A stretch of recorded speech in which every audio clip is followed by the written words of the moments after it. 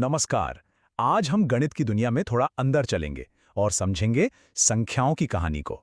मतलब ये नंबर्स आए कहां से। तो चलिए एक बहुत ही सिंपल से सवाल से शुरू करते हैं। अच्छा, एक से पहले क्या आता है? सुनने में तो ये बहुत आसान लगता है ना? पर यकीन मानिए, इसी एक सवाल के जवाब ने मैथ्स की पूरी दुनिया बदल कर रख दी।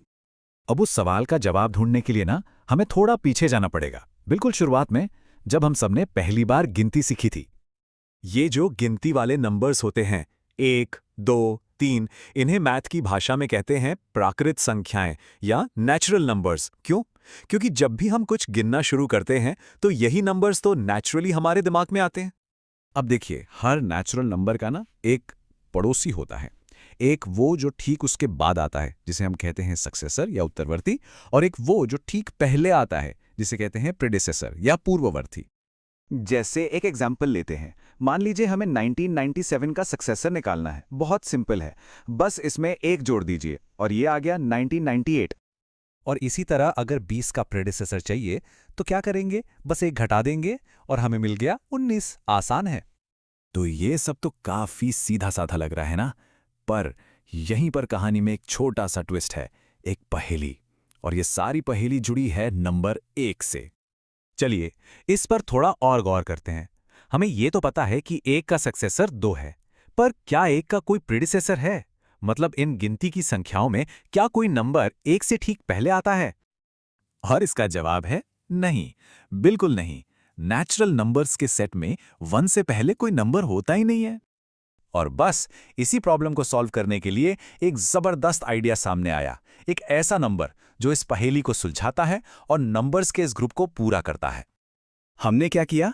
हमने 0 यानी शून्य को 1 का प्रेडिसेसर मान लिया, और जैसे ही हमने 0 को इस ग्रुप में जोड़ा, हमें मिला एक नया और ज्यादा कंप्लीट सेट, जिसे हम कहते हैं पूर्ण संख्याएं या होल नंबर्स। तो सबसे जरूरी बात क्या है यहां पर कि नेचुरल नंबर्स और होल नंबर्स के बीच बस एक ही फर्क है, और वो है 0 का। और इसी वजह से 0 इतना ज्यादा जरूरी हो जाता है, क्योंकि अब हमारे पास एक स्टार्टिंग पॉइंट है। 0 ही सबसे छोटी पूर्ण संख्या है। ठीक है, तो अब हमारे पास होल नंबर्स का पूरा सेट है, 0 से लेकर आगे तक। पर इन सबको एक साथ देखने का, एक तरह से विजुअलाइज करने का कोई तरीका है क्या? हाँ बिल्कुल है। हम इस्तेमाल करते हैं एक नंबर लाइन का। ये बस एक सीधी लाइन है जिस पर बराबर दूरी पर नंबर्स लिखे होते हैं। ये 0 से शुरू होती है और दाईं ओर बढ़ती चली जाती है। और इस पर जो नंबर दाईं तरफ होता है वो बड़ा होता है, और जो बाईं तरफ वो छोटा। जैसे आप देखिए, 7 जो है वो 4 के दाएं तरफ है। इसका सीधा मतलब है कि 7 4 से बड़ा है। देखिए कितना आसान हो गया ये विजुअली समझना। चलिए अब इस नंबर लाइन पर थोड़ी हलचल करते हैं। देखते हैं कि असल में जोड़, घटाव, ये सब इस पर कैसे काम करते हैं। तो सबसे पहले देखते हैं जोड़, यानी एडिशन। एडिशन को ऐसे सोच सकते हैं जैसे नंबर लाइन पर दाईं ओर कूदना या जंप करना। मान लीजिए हमें 3 और 4 को जोड़ना है, तो हम 3 से शुरू करेंगे और दाईं ओर 4 जंप लगाएंगे। 1, 2, 3, 4, और हम कहां पहुंचे? सीधे 7 पर। अब एडिशन का उल्टा क्या होता है? सब्ट्रैक्शन, यानी घटाना। तो जाहिर है इसमें हम दाईं ओर नहीं बल्कि बाईं ओर यानी पीछे की तरफ जंप करेंगे।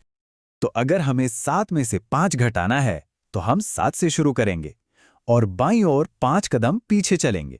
1, 2, 3, 4, 5, और हम पहुंच गए 2 पर। है ना सिंपल? जोड़ और घटाव तो ठीक है, पर क्या हम मल्टीप्लिकेशन यानी गुणा को भी नंबर लाइन पर देख सकते हैं? हाँ, और ये बहुत मजेदार है। गुणा का मतलब है बार बार एक ही साइज की लंबी छलांग लगाना। जैसे हमें 4 को 3 से गुणा करना है। इसका मतलब है कि हमें 3-3 यूनिट्स की 4 छलांगें लगानी हैं। तो 0 से शुरू करते हैं। पहली छलांग में 3 पर, दूसरी में 6 पर, तीसरी में 9 पर, और चौथी छलांग में सीधे 12 पर। हो गया मल्टीप्लिकेशन। चलिए जाते जाते एक सवाल सोचने के लिए। हमने आज सक्सेसर के बारे में सीखा, तो जरा ये बताइए, ये जो स्टेटमेंट है, 2 अंकों की संख्या का उत्तरवर्ती हमेशा 2 अंकों की संख्या ही होता है, ये सही है या गलत? सोचिएगा जरूर।